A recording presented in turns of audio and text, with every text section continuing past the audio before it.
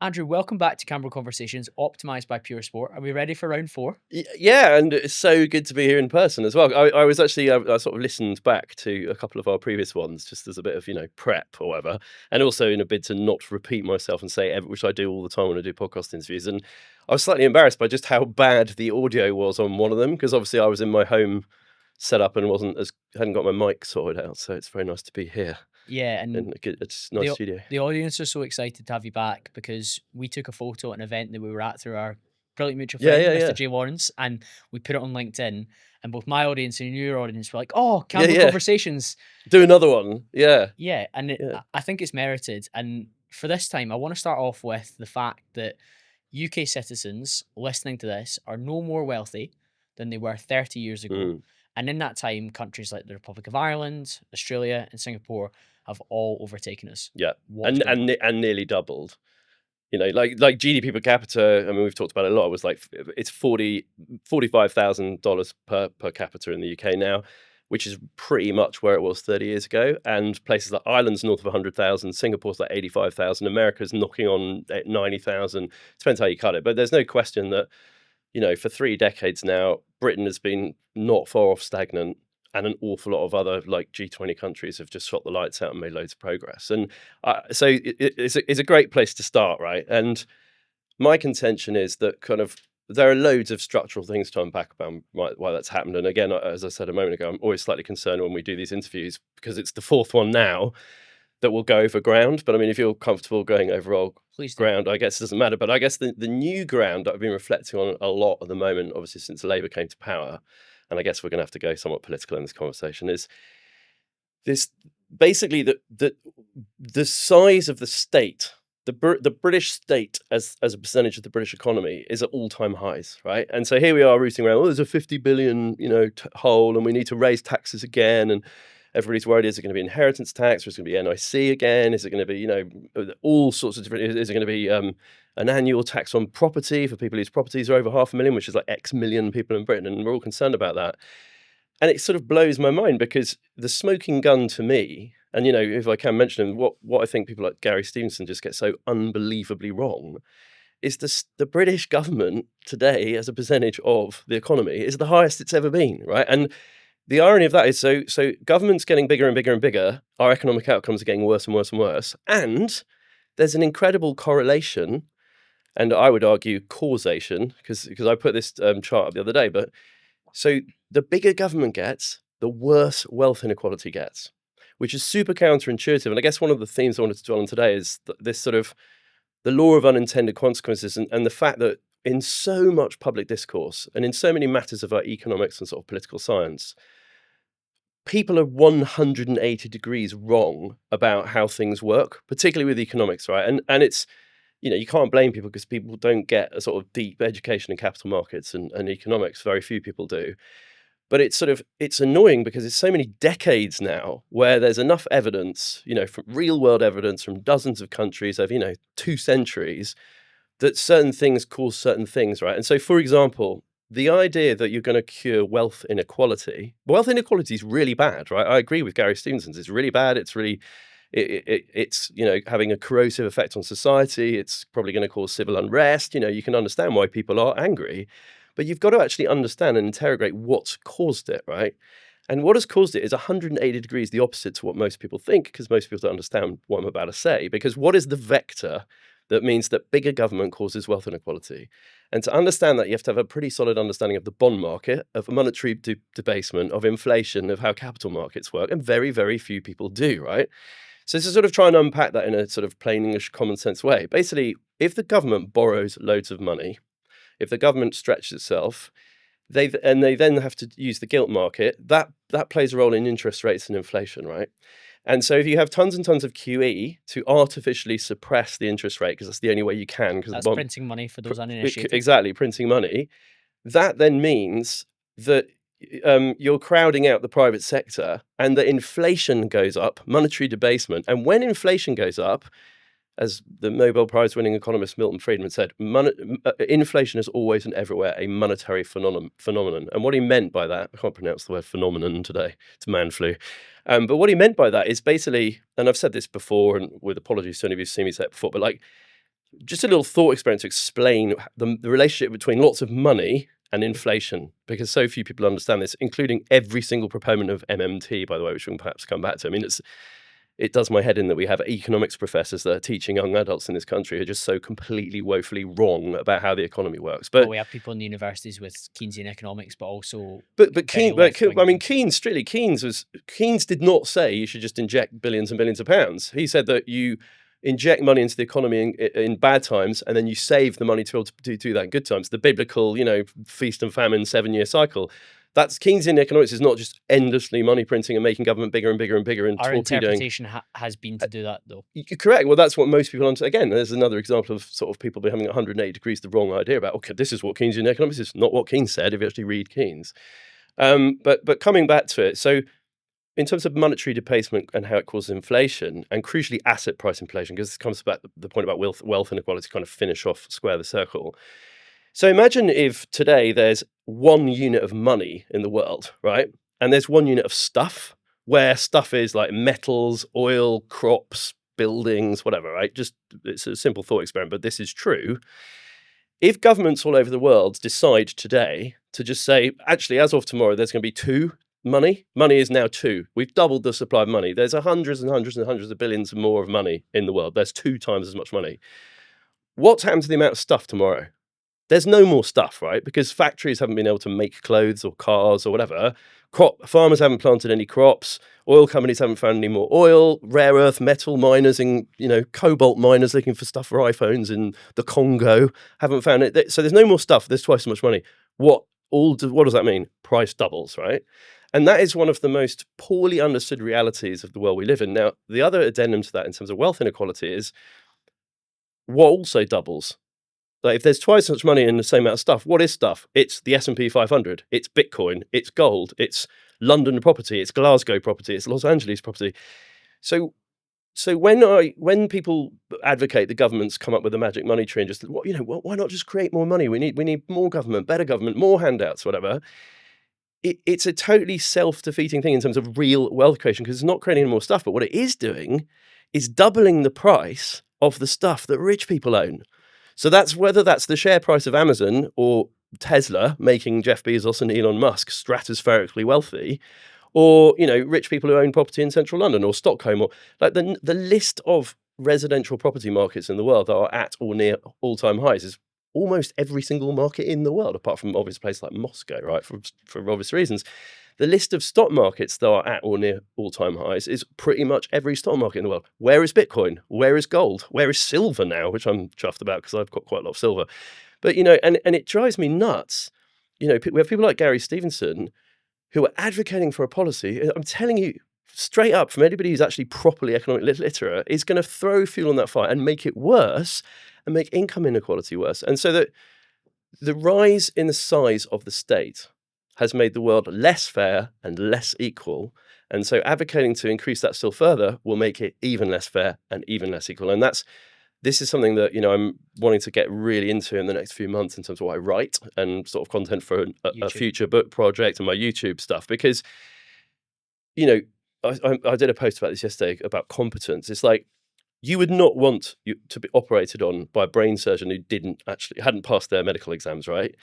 People who don't understand the offside rule shouldn't talk about football, right? If you don't understand nutrition and the microbiome, you probably shouldn't give diet advice. If you can't fly a plane, let's hope you're not the pilot on your flight to Ibiza, right?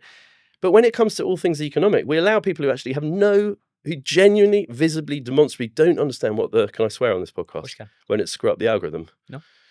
Okay, they don't understand what the fuck they're talking about. Genuinely, visibly, like it's just glaringly clear they're wrong based on 2 centuries of evidence.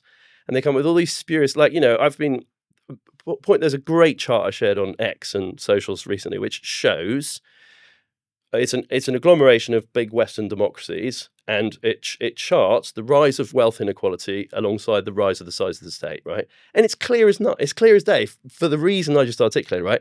And I got called out by all these people online going, that's just correlation, that's not causality. No, it's not. And we've just explained why. So anyway, yeah, as usual, sorry, that's like a 20-minute answer to your first question, and I'll shut up now. But such an important answer to help people understand why contrary to what you might believe Mm. as the obvious cause and effect of something, is not the case. Yeah. And when you have educators like yourself speaking about it in the space, it arms us with the facts to come to these conversations and push back. I Yeah. just had a gentleman called Yunus Rocks on the podcast. He fled Iran under the Islamic Yeah. Republic, Yeah. and he spoke about all the different kind of converse things that people don't understand about the Middle East, in particular Hamas, actually. Right. Because Interesting. you see the people protesting in London shouting "Free Palestine." What we want is a free Palestine from Hamas, not necessarily a free Yeah, Palestine yeah. A from lot of Israel. Palestinians would like to be free from Hamas. Exactly. Although we should Exactly. probably let's not talk about this stuff because I don't want to be down a dark alley in a part of London and get mugged off. But Yeah, completely understand. But when you have the information from a source who actually truly understands it, mm, that's when we end up in a better position. But freedom of speech around these things has been suppressed. Freedom of speech economically and the ideas that you're speaking about haven't been suppressed, but they haven't been in places of power to have the impact that we need to have. These days, it feels like every brand is shouting about how supplements are the answer to everything and all your problems. Before you jump on the latest wellness trend, it's worth remembering the foundations and basics come first. Hydration, good nutrition, rest, movement are the real keys. When you do decide to supplement, however, what you choose really does matter. You know I'm a big fan of removing toxins and unnecessary things from your lifestyle, and I ensure that my supplements are free from additives, artificial flavors, and any unnecessary, dirty, toxic fillers. Personally, having seen many professional athletes and top performers utilize their products, I decided to give Pure Sport supplements a go. Their products are built on science-backed information, minimal ingredients, and they do exactly what they're meant to. Whether it's their best-selling ultra electrolytes to keep you hydrated and energized, their deep magnesium to support with quality sleep, or even their natural testosterone boosting Tonka Ali, I trust that what they make is developed to care for me and my body. Explore the full range of Pure Sport supplements at the link in the show notes, puresport.co, and use the code CamBro10 for 10% off. But you know, there's a great quote which is something along the lines of "Never attribute to malice what can be put down Attribute to to incompetence. stupidity or incompetence." Right? It's somebody's razor. Yeah. yeah, exactly. And I'm Is it, such. is it Occam's razor? Maybe. I'm No, sure. it's That's not. the most Occam's obvious razor is answer, like the most obvious answer is the simplest answer is the correct answer or whatever. But it's one of those. It's a razor, randomly, one that you don't shave yourself with.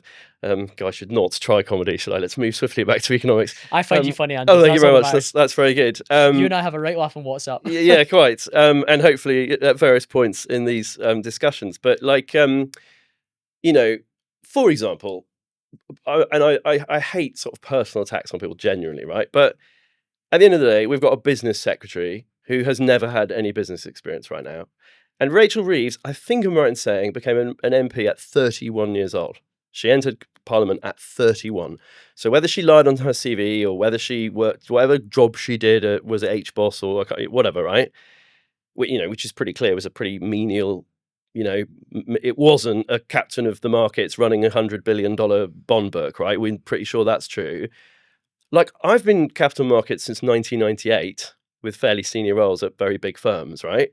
And I wouldn't bet. I reckon I'm only just now at age 50. I would just about bat myself to be able to go into, go into bat with captains of industry, titans of the London Stock Exchange and the European Stock Exchange and the US Stock Exchange, and hold your own and and have these hold my own, and conversations. actually, and understand the bond market in some detail, and what the swap market is, and what equities are, and what private equity is, and what cash, to have a sort of sufficiently generalist understanding after 27 years at the coalface of capital markets. I would just about bat myself now, age 50, to do that, right? We have a chancellor who became a professional politician at 31. And when I watch the things she's doing, my view is there are an awful lot of very slick, very smart lobbyists who've pulled the wool over her eyes, and some of the policy decisions that she's made are very much for their benefit because she has not had 25 plus, ideally 30, 35. A chancellor, in my opinion, should be 60, ideally, and have a 35-year career in capital markets behind them, and with possibly a few non-director roles at a big company, like an industrial company, right? I can hear some DEI wet wipe shouting, "Oh, and that will obviously be a middle class white person, Andrew." And you're saying that's absolutely, yeah. If that means that life is better for 60 million British people, then who cares? That's my view. But I think that's not necessarily true anymore, because there are plenty of people from ethnic minorities, and there are plenty of people, plenty of women. There are lots of pretty senior people in Britain that are better qualified than Rachel Reeves, and that's undoubted. And that's it. And it's like, this whole one of the pieces I want to write in the next year or so, whenever I get around to it, it's called "There Is No They."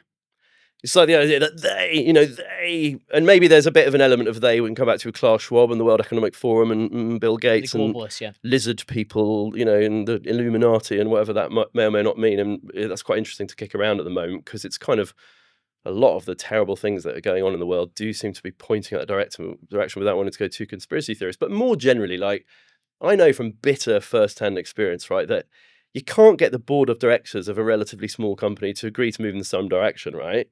How on earth are you going to get like Xi Jinping and Trump and, this idea that there's some sort of cabal of global elite that are all joined up and pushing us all in a direction, trying to screw over poor people is, to my mind, absolute bullshit, right? And that's just for really intractable sort of human nature. It's just too difficult, right? There are bad actors, but I also think there are an awful lot of good actors. I think, so like, go back to, what do we all want? Big picture, take a step back. Whether it's Gary Stevenson or Rachel Reeves or you or me, right? What do we all want? We want the best possible life for the largest number of people, which is Benthamite. Like it's basically Jeremy Bentham, brilliant philosopher from 300 years ago. That was his philosophical position. Like, what should we all be aspiring to? Is the best possible outcome from the largest percentage of the population. So when you think about policy, what gives us? So I like to think that actually that's what Rachel Reeves wants. I like to think that's what Gary Stevenson wants. But it goes back, never attribute to malice. Like, I just think that they are insufficiently experienced about how all the pieces fit together. As patronising and arrogant as that might sound, I speak as I find, right? They haven't joined the dots and they haven't got a sufficiently nuanced understanding of things like the law of unintended consequences. If you put national insurance up on companies, it will cause 200,000 more people to be unemployed. It will make 80% of pubs unprofitable, and the country will get worse, and more people will lose their jobs. And dental surgeries and doctor surgeries, which they profess to want to protect. I made exactly that point. So the chairman of the BMA, the British Medical Association, said, so I wrote a piece for the Telegraph last October, whenever it was, which by the way, when you contribute an article to a paper like the Telegraph, you don't get any editorial control and you don't get to choose the title. So they went with Rachel Reeves' economic incompetence is mind-blowing, which I thought was a little bit fierce and probably wouldn't have been my title of choice, and then they actually changed it online. But I made exactly that point. So the chairman of the BMA said that when they confronted Rachel Reeves on the damage that would do to GP surgeries, hospices, dentists, it was clear she hadn't figured that out. This goes to my point. It's incompetence, not malice, right? And in question time when that they came up with that budget, whichever side of the aisle said, "Look, what about hospices and charity shops?" and she stood there like a fish, because it was abundantly clear from her body language she hadn't thought that through. And roll on 6 months, and I said at the time, the only thing that's going to increase is insolvencies, unemployment, like horrible experiences for people. And the British Innkeepers Association have calculated it now not because of anything other than the current tax regime and rates and everything else. 80% of British pubs are unprofitable. We're seeing it. Like, just walking around London now to come here, it blows my mind how many. I've been sort of wafting around London for the best part of 30 years. Ping pong's gone.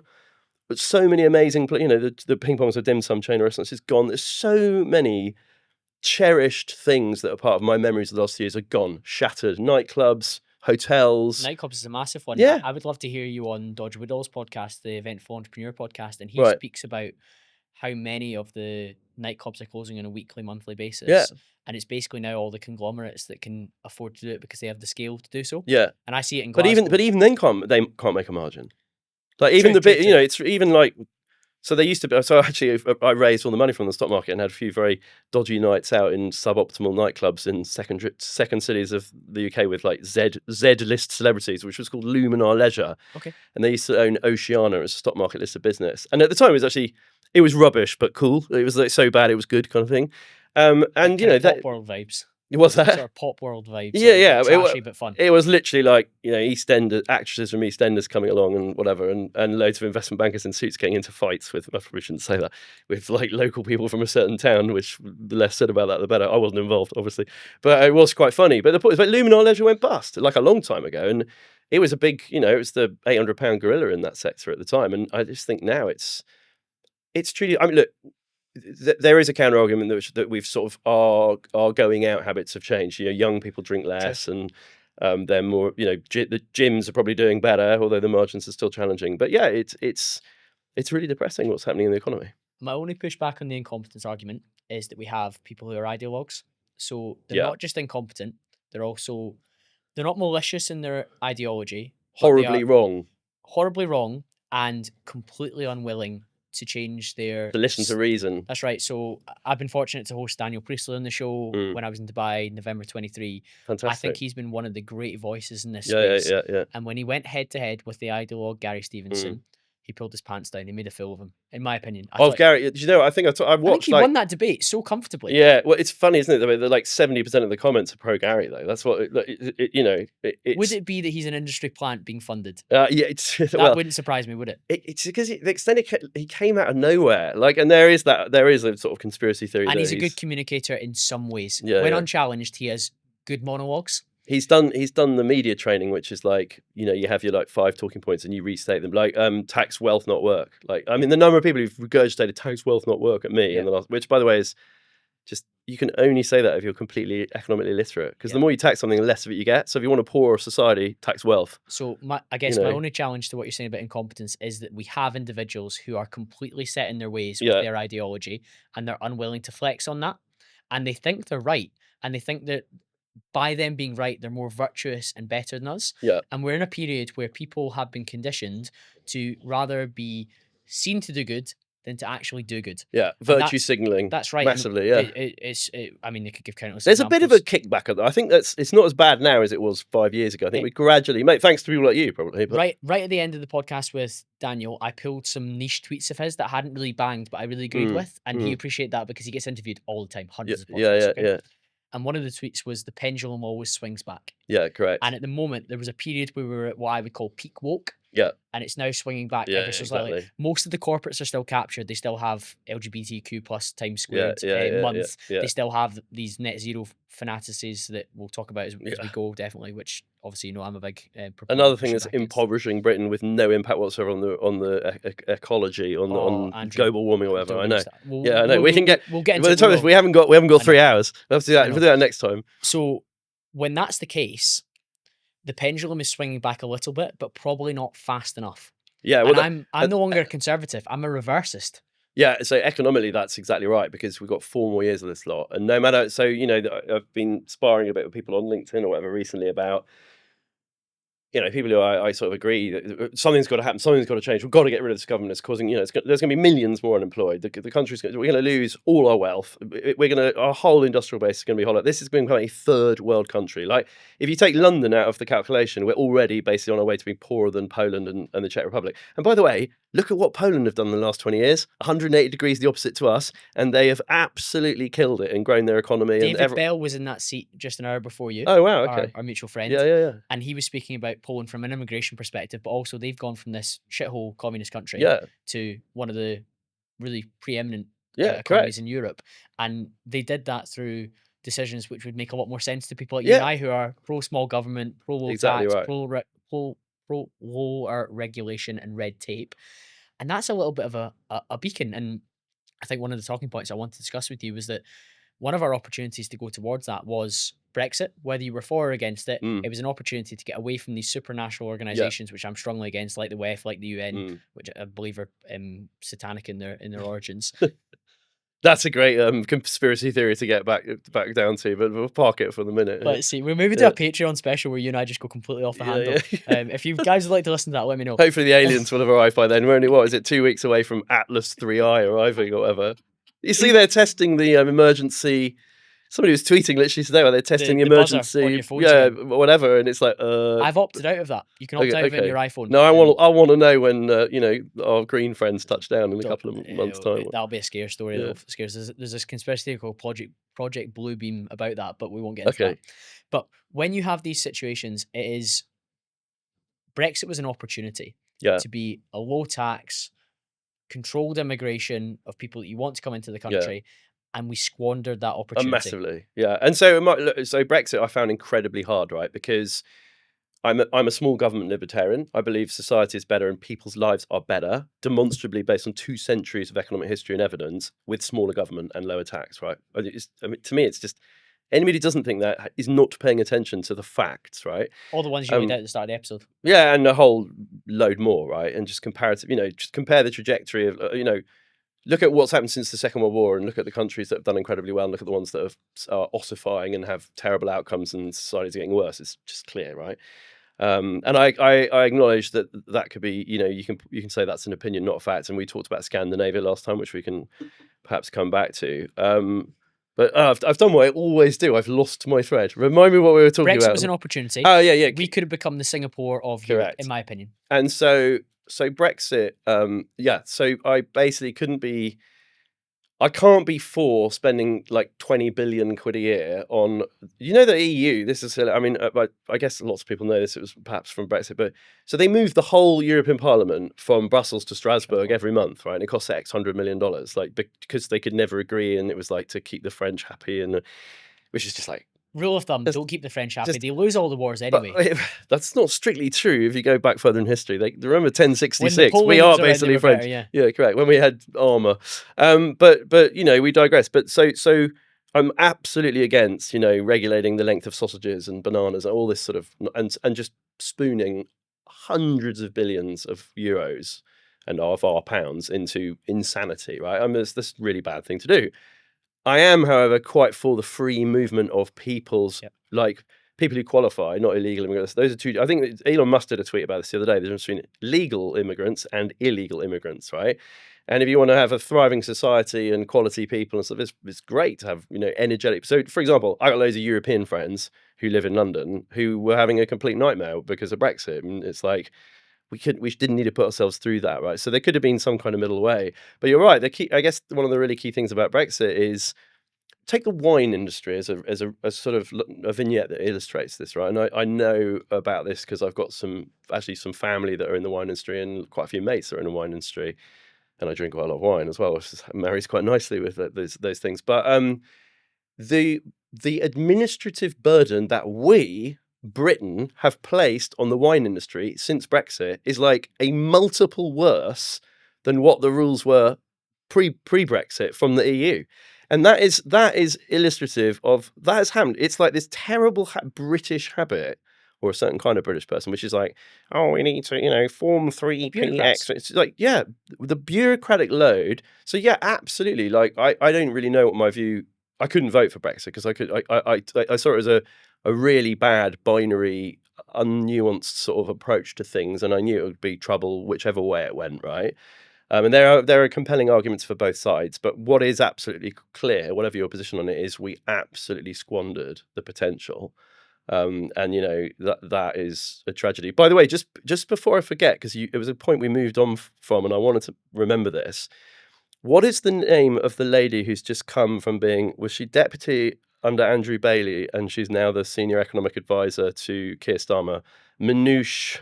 Yes, I've got a quote from her you'll like as well. Read it out, and it's going to be the one that basically saying that hard work, the idea that hard work. This, So her name is, and I'll try and pronounce it. Minouche Shafiq. Yeah. Personal economic advisor to Keir Starmer. Yeah. She's a collectivist academic. Yeah. Red flags. Yeah. The idea that you're successful because you're smart and hardworking is pernicious. And wrong. Yeah, and fuck you. Well, honestly, so I wanted to get that out because you were talking about these sort of ideologues that actually, so.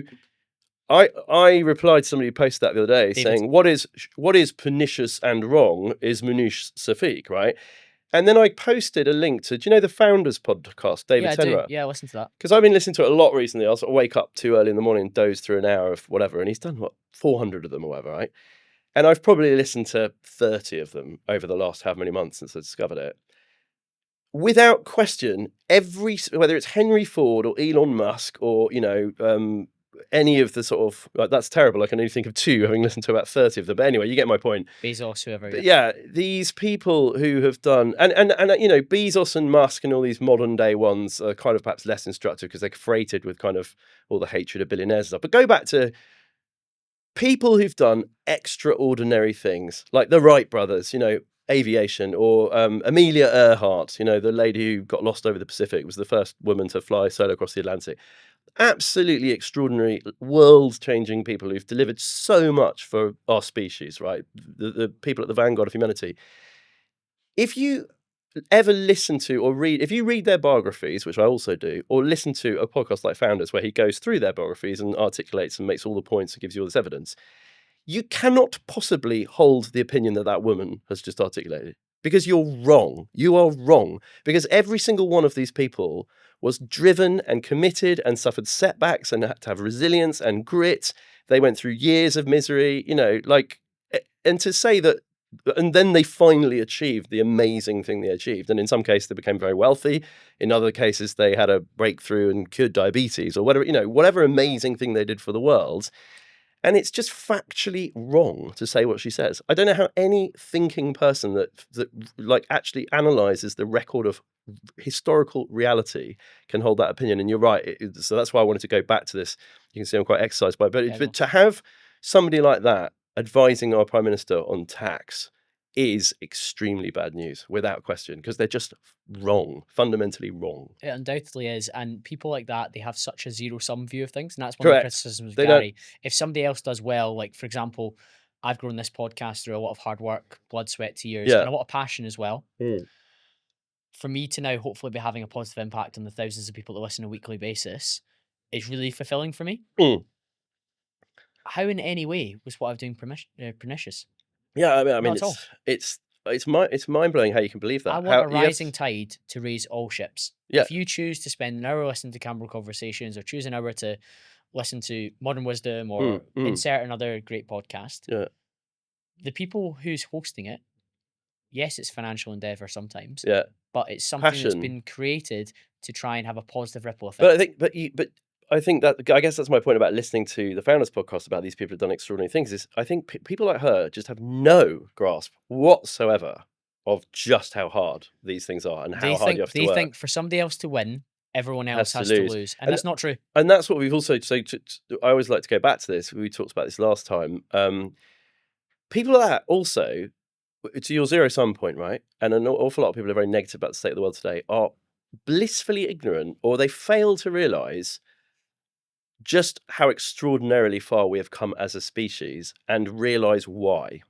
So that, in 1800, like 40% of children died before their 5th birthday. Childbirth was dangerous and many women died when they had children. Like 90% of the population was illiterate globally. 90% of the people were farmers who eked out, they were lucky to get meat like twice a year and, lived on a potato, or they died down the mine. Life was bloody awful. And it was even worse in 1600. And it's capital markets, it's the stock market, it's the capital markets, it's banking, it's fractional reserve banking, it's all these amazing things that then that gave us the capital to invest in R&D, to develop aeroplanes and football stadiums. I always come up with the same examples, but one of the tragedies of our time is how few people like her included, can appreciate how far we've come because of this hedonic adaptation. Our lives, even if you're really not very well off right now, your life is better than like a Chinese emperor from 500 years ago. And probably, you have very few people don't have access to like hot running water and a flushing toilet, which is more than, the King of England. For our ancestors, that's right. Yeah, I mean, and it's just, it's such a shame that I actually think it's really important to keep going back to that and realizing that we need to, what the best possible thing we could do with young folk these days, and with a lot of politicians, is put them in a time machine and send them back to 1750 and go, there you go, mate, nobody's got any teeth and it smells so bad, like open sewers. And like, we've come so far, and the tragedy is we are forgetting the things that delivered that. The things that delivered a much better life for billions of people on this planet and continues to deliver, but we're retarding it now.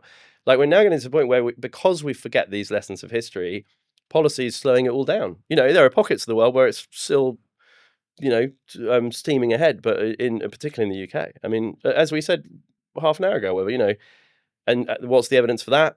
British GDP per capita today is the same as what it was 30 years ago. That is an absolute tragedy. And under the Tories and Labour, because we haven't had an effective small government since Major and Thatcher, probably. Yeah, Major's probably, and Major's probably the last vaguely competent prime minister that we've had. Yeah, I know you heard him speak recently. Yeah, I saw him speak, and he was deeply. I mean, wow! If I can speak like that when I'm 82 or whatever he is, I'll be chuffed. I doubt I'll make it that long, but he was deeply impressive. More leads, more meetings, more quotes, more proposals, and closing a higher percentage of those. That's exactly what it's time to unlock with my sales masterclass. I've distilled down over 15 years of sales experience across B2B and B2C into some actionable lessons which you can benefit from. Clients that I've worked with one-to-one over the last 6 to 18 months have had incredible results, and it's now time for me to share with you an easier way to work with me rather than on a one-to-one basis. To get involved, hit the link in the show notes or under this description wherever you're watching this to join today's waiting list, and there's even some free goodies in there for you while you wait for the course to go live. You mentioned Elon Musk has been commenting on legal versus illegal migration, and illegal migration has now woken up the UK and it's got it angry, probably angrier than it's ever been. I can feel that tension in the streets, that kind of rising threat of civil violence and unrest. Legal migration under Boris was a major problem though, because of the unskilled workers we brought in. Well, yeah, but that's a point I was going to make, is that you have to draw the line in terms of who you let in. Basically, somebody that was what Elon was saying, is the people who actually make a net contribution to the country.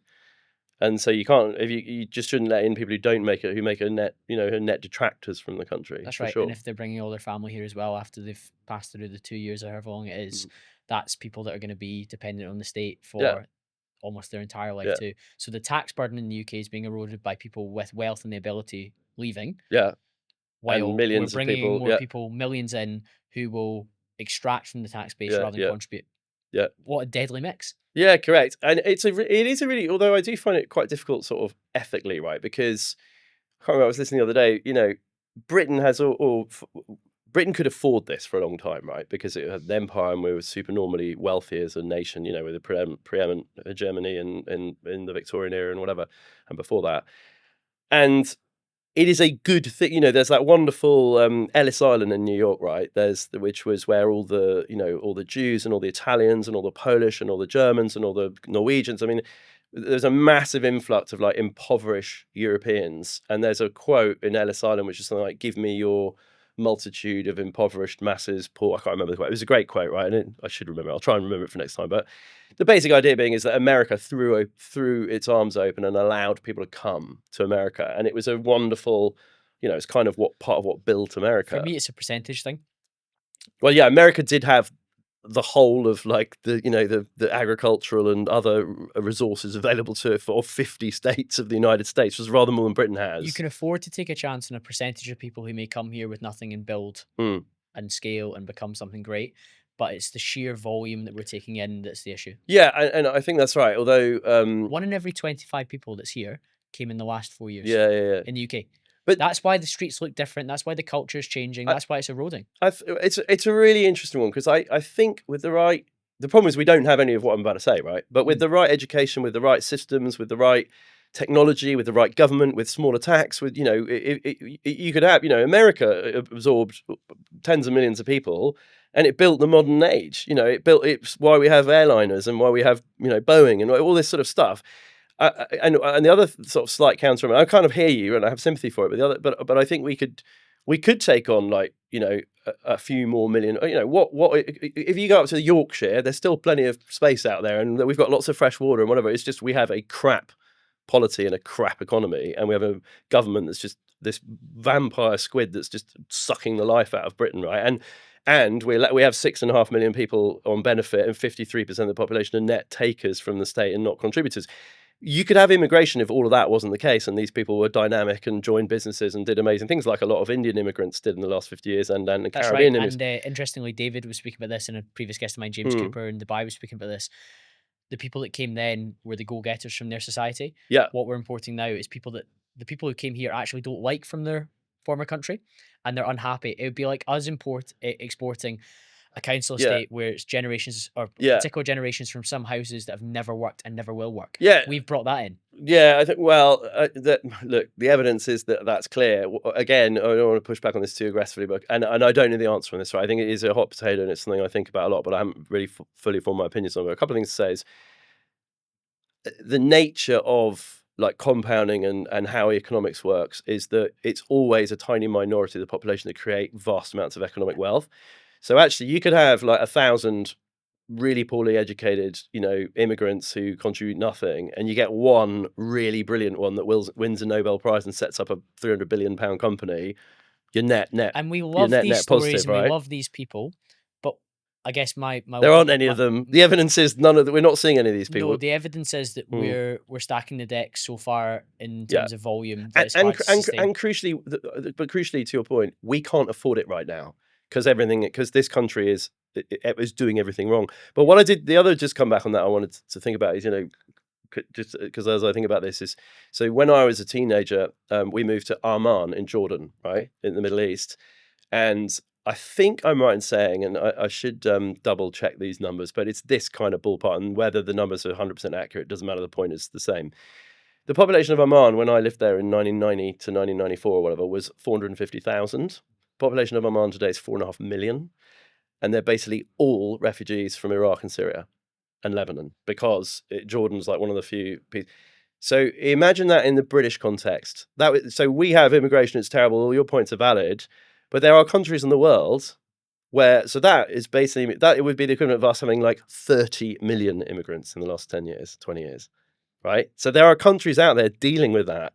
And imagine if those 4 million poor refugees from Iraq and Lebanon and Syria, I mean, who are genuinely fleeing, whatever they're fleeing the most hideous. Oh, by the way, the other thing to say is a lot of the blame for which can be laid squarely at the door of Tony Blair, George Bush, and, former policies of Western governments, which is why we should think a bit more deeply before we tear all these places apart. And a lot of African refugees are fleeing Africa because of the policies of the EU when it comes to agriculture. Because cocoa farmers in West Africa sell their cocoa at a loss or just about break even and are grindingly poor, so that people in Switzerland and France can make really expensive high margin chocolate, right? And so when you scratch the surface on all this, we need to think a bit more.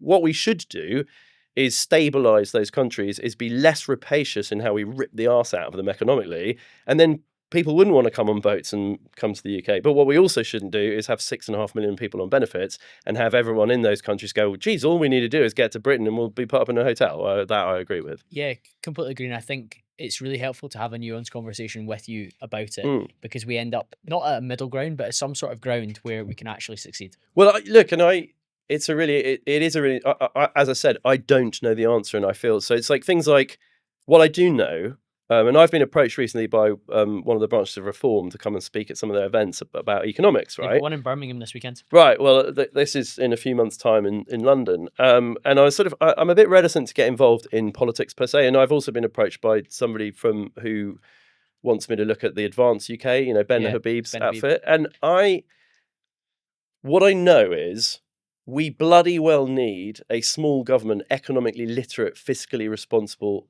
option at the ballot box in 4 years' time. Because if we don't, this country is fucked. And it's just, literally, when I say that, I mean tens of millions of people having properly shit lives. We are becoming grindingly poor. We're making all the wrong decisions. And this is what I always go back to.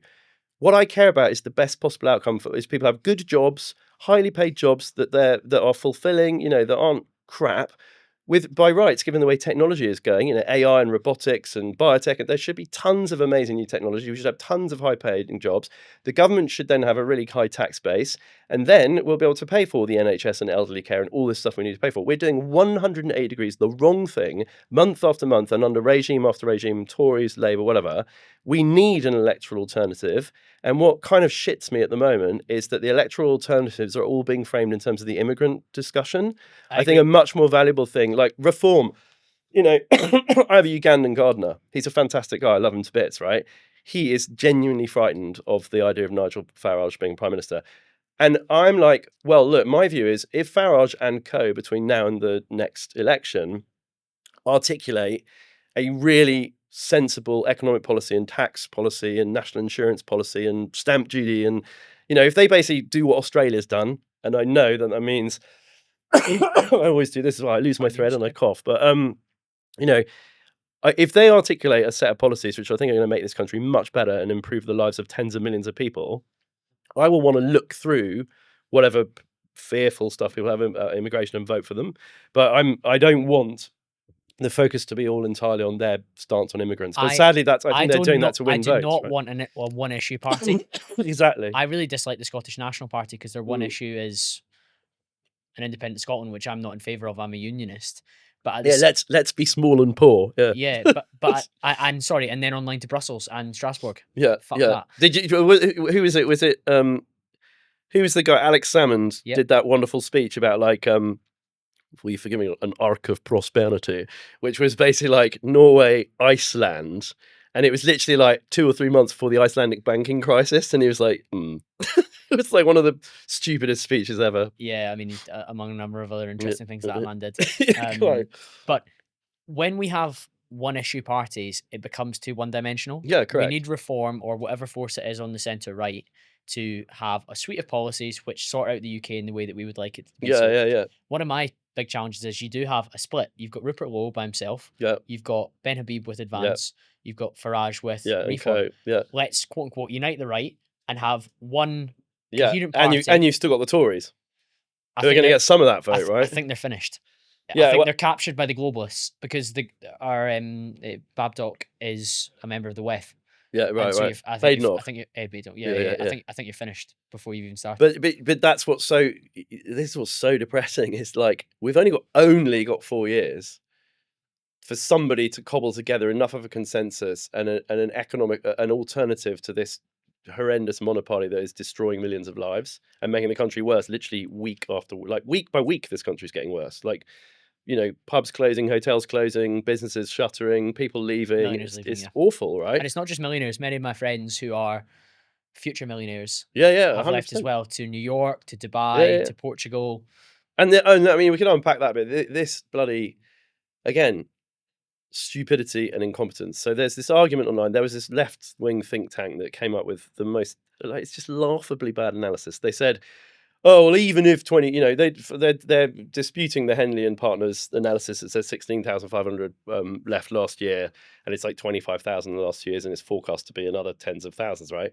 And they're saying, well, that's made up from LinkedIn analysis, and it's not a valid analysis, right? But there's no question if you talk to any private bank or any like person selling property in London and Edinburgh and what, there's no question thousands of millionaires are leaving, right? But so then the next ridiculously specious argument that can only be made by an idiot, genuinely, is yeah, but there are 3 million millionaires in Britain, so like 20,000 as a percentage of That's calculated by property. Yeah, well, so this is the point, right? So the people who wrote that report and made that argument are either stupid or they know and they're just dishonest, right? Because both.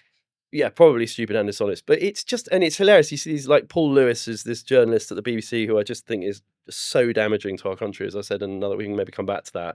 The guy who wrote that you should never invest in the stock market, you only should have cash. I saw that article. Yeah, I mean, just and for all the reasons you've spoken about, just equities are the driving force behind so progress. damaging to this country. That guy, as the preeminent personal finance journalist at the BBC, the national broadcaster, has a moron. Like seriously, like it's just so how he can't see how damaging that is for this country. Everyone just keep your money in a cash ISA. Correct. No way. Yeah, we know we've basically, it depends how you cut that. We've robbed ourselves of anywhere between 1 trillion and 20 trillion pounds of wealth to the country, which is what if we'd not done that, we might all be on $80,000 a year instead of $40,000 a year, as we said. And be able to pay for the NHS and be able to pay for the elderly. Correct, and better infrastructure and all this stuff. I mean, it's just unbelievable that we can have a guy like that in post. But no, but this specious argument. So he was sharing this nonsensical article that should only be written by stupid people. But so the argument, oh well, it's 15,000 million now out of 3 million. Yeah, okay, so that 3 million analysis includes property equity and also pensions, right? So imagine an elderly couple rambling around in a £3 million house, right? That in Surrey or Hampshire or whatever, but who are both living on really small pensions, or even a widow, and I'm thinking of actual people in my head. Rory Sutherland gives these examples. They're worried about the price of the lemon at Aldi versus Marks and Spencer. Yeah, who was that? Rory Sutherland. Yeah, that's exactly right. Exactly right. Spoke about it on my podcast. That's yeah, nice. So, and there are. I want to say there are 650,000 people over the age of 90 in Britain, right? That, by the way, is 2.5 times higher than it was 30 years ago, which is really bearish for British property, not least all the other shit going on at the moment. But so all of those, how many thousands, hundreds of thousands of people in that predicament are not contributing millions and millions and millions or even billions of pounds to our tax regime, right? So but the 20,000 people who are leaving are the ones who are. They are directly putting tens of millions in personally, and with their wider business interests, which they're now relocating to wherever. And I had a conversation with, do you know Andy Uri does Business Without Bullshit? He's interviewed me a couple of times. That was a really good podcast. Yeah, so he's a tax expert, and he says literally every day of the week he's like helping people figure out how to move their business out of the UK and move their personal affairs out of the UK. And one billionaire is worth like losing a billionaire in terms of the hundreds of millions because the other fallacious thing is the idea that rich people don't pay any tax, which is just again, like they might have lower. Basically, tax is progressive, right? And they might take steps to try and not evade tax, avoid tax, which is legal. But their overall contribution to the economy is enormous. We spoke about this last time. They're also employers, massive employers. But it also makes me laugh. In what other area of life? So Dave on Facebook goes, "Oh, fucking billionaires! They're such wankers." Who last year paid $3,500 of tax to the Exchequer, is criticising such a guy who spent 40 years building a business, the first 10 years of which he shat himself every night as he's going to go bust and then now to pay his Worried stuff. about making payroll. Correct, right? Which is, I'm an entrepreneur. That's what it is. 5 a.m. every day, 360 days a year for years of not paying yourself anything, and you finally get there. And then the government says, hard work's got nothing to do with your success. We'll take all of that, right? I mean, it is just insane. But the contribution, I think I said this on an interview before. Richard Branson was being interviewed, and the journalist was getting into about his personal tax. He was like, "Look, can I just stop you? I've employed 1.5 million people. If you got any how many billions of dollars of tax, property taxes, my businesses have paid, and the time they visit, like these people are vectors for massive contribution." And then Dave on Facebook says, "Oh, fucking dude, you contributed $3.5 grand to the country last year, and this guy contributed 150 million quid."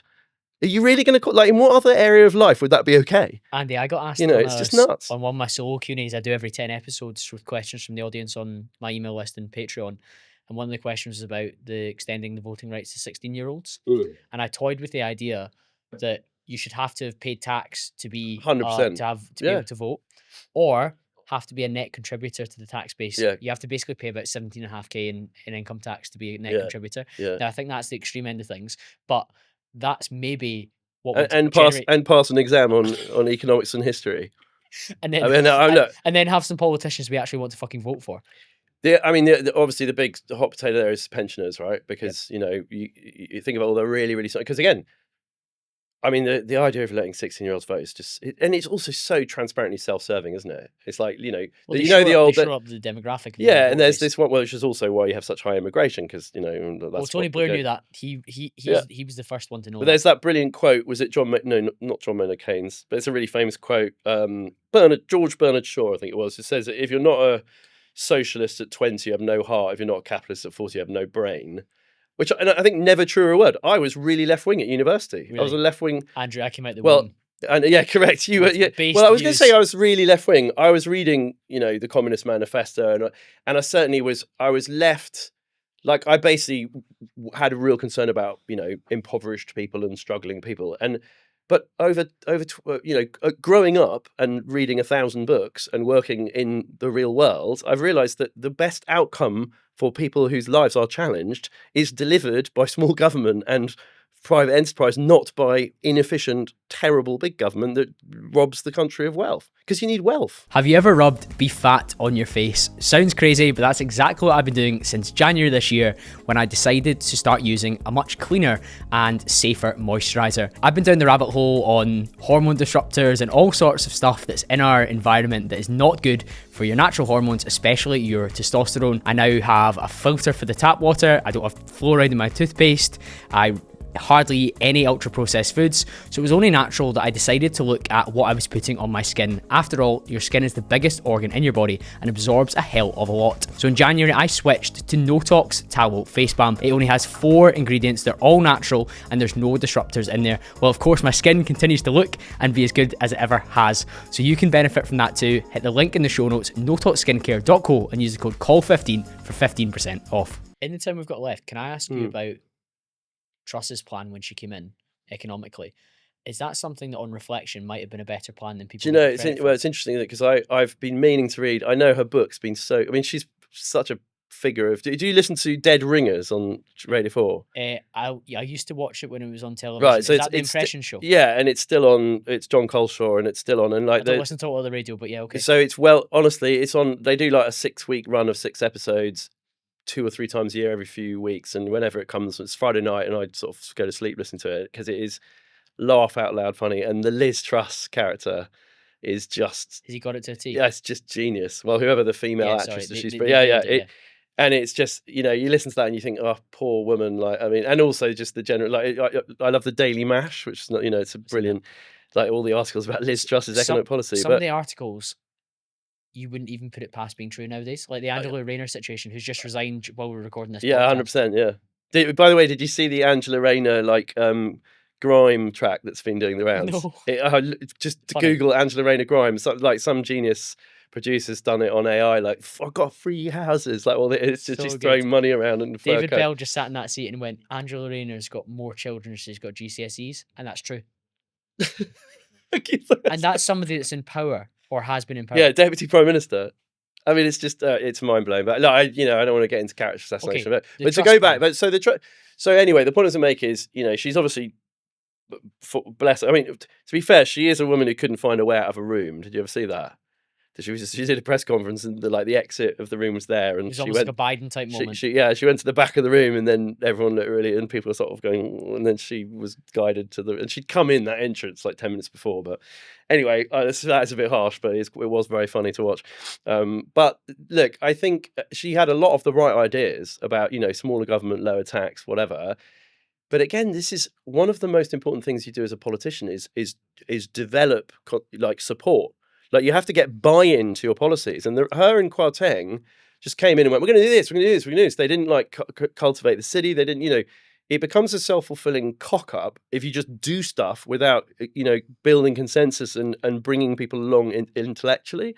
And it's, in my own small way, one of the things I want to do between now and the next election, to the extent that it makes a difference and helps the dialogue, is everything we've talked about today, one of the things I'm about to do is a whole series of long form, because there's a great book. Have you heard of Ben Goldacre, who wrote Bad Farmer? I've not, but tell me about him. He's a brilliant guy. Bad Farmer's a good book. It's interesting. But one of his third book's called I Think You'll Find It's a Little Bit More Complicated Than That.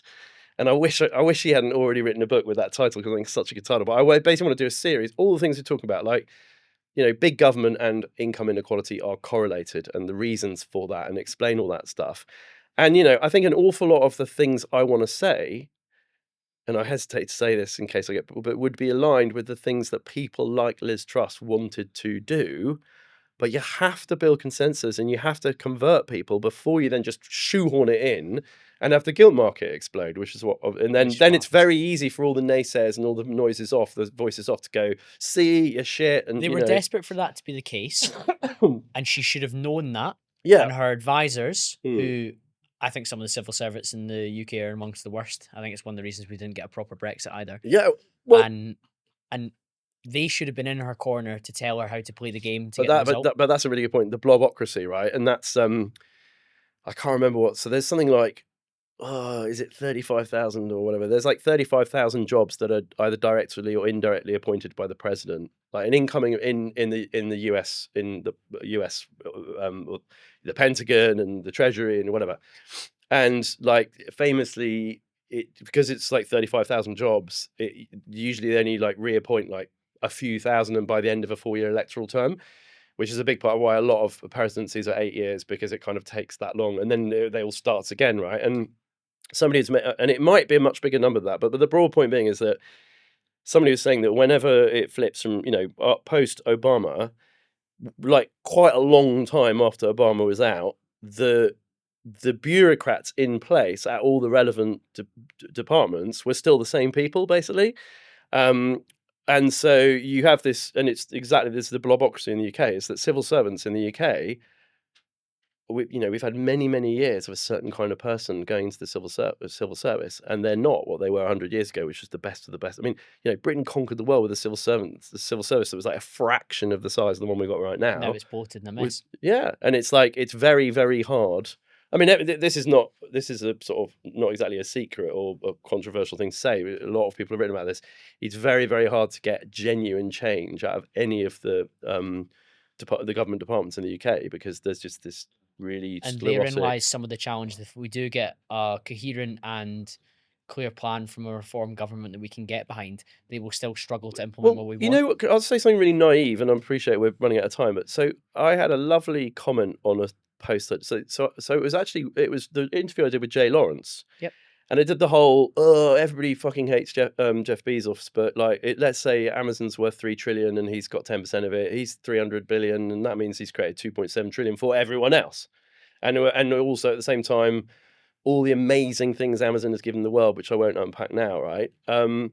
But somebody posted on Facebook who'd previously been quite kind of left leaning, and he said, "I've just listened to this interview, and you've completely changed my mind on like billionaires and tax and wealth tax and it's like, naive or otherwise, I believe that if you do a good enough job of presenting the evidence, and if you're kind of human about it, and you work with like, what are we all arguing about? What we're arguing about is we want everyone to have the best possible fucking life.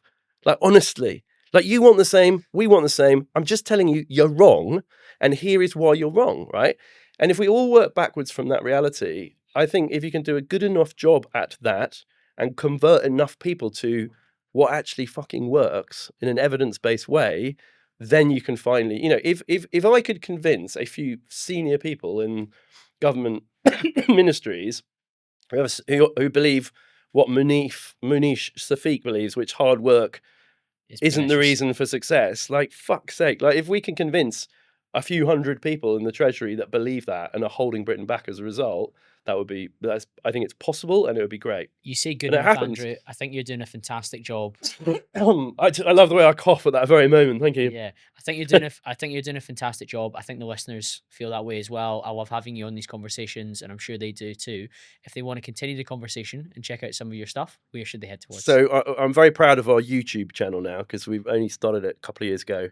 Just busted through 11,600, which they tell me is all right for 2 years. Although, we're very ambitious. Because if I can double that and double that and double it again and get to like 200,000, I think the law of large numbers comes in and it compounds. I think. Yeah, 100%. Well, exactly. If it grows 10% now, it's like 1,500 people instead of 150 people of 2 years ago. So, and I'm doing a lot of big podcasts and stuff. So it's Plain English Finance. It's snappily called Plain English Finance and Andrew Craig. It's nice. I think at least people can find, they know it's us. And then please connect with me on LinkedIn or X or Facebook.